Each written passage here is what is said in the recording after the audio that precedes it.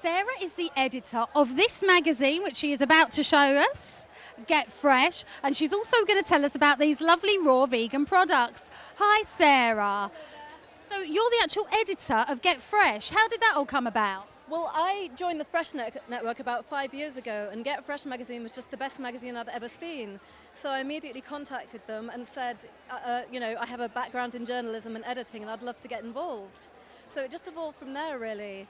And if you're interested in a pure vegan diet and the top nutrition you can get, there just isn't a better magazine out there right now. Not just in the UK, but anywhere in the world. You sound very modest, Sarah. Why is it the best magazine, and where can you get it from? Well, we're getting it into stores at the moment. We're in the process of doing that here and in the States. But right now, it's available on our website, www.freshnetwork.com. fresh-network.com. We're selling subscriptions online. Now, you've also got lots of products here today.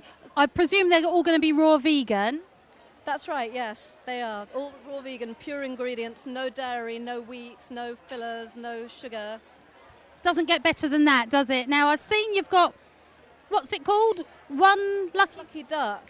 Yeah, this is a very special range of products. They're made by New York's top raw food restaurant, and they're all cooked at dehydrated at low temperatures, and just the most fantastic recipes. They're the best things we've tasted, actually, that are available right now in terms of raw packaged goods. And literally this week we've begun importing these from the US. Lovely. Can you show us a bit of some of the products and what they include, what ingredients they include? We've got chocolate macaroons. They are made of coconut, cocoa powder, maple syrup, coconut butter, vanilla, and Himalayan crystal salt. And are these ones? No, those are actually Cocoa Krispies. They're a cereal. They're great with almond milk. Okay. These ones here. Try some. Very nice. Then we've got the blonde macaroons, which are basically the same as the chocolate ones here, but they've got almonds in them instead of the cocoa powder. So how do people use these in their diet? Will they incorporate them or use them as a snack or a meal? Well, the ones I just showed you are best really used as a snack. They're very, very tasty. I mean, these samples have just been flying away. We can't replace them quickly enough. They're really delicious, and just a way of making the raw diet slightly more sort of interesting and varied, and getting some of the things that you miss when you stop eating cooked food. So they're a much healthier alternative to obviously regular chocolate. Sarah, when did you make the switch from eating cooked food to raw? Well, I'm actually about 80% raw right now, and many of the people working in raw food, and also many of our customers, are around that level. You can get really good results. You can feel a lot healthier and more energetic if you go up to about 80%. You don't actually have to go all the way to 100 unless you have a very serious illness, in which case 100% raw is the way to go.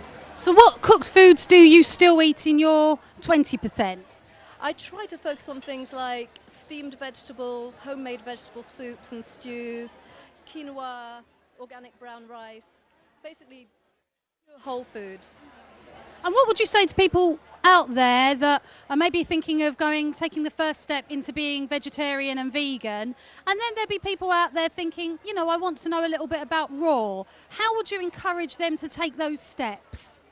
Well, I'm biased, but I'm bound to say buy our magazine, because it really is a great source of both inspiration and information. So it doesn't just kind of tell you what you need to know. It actually makes you quite inspired to want to do it and be healthier and clean up your diet.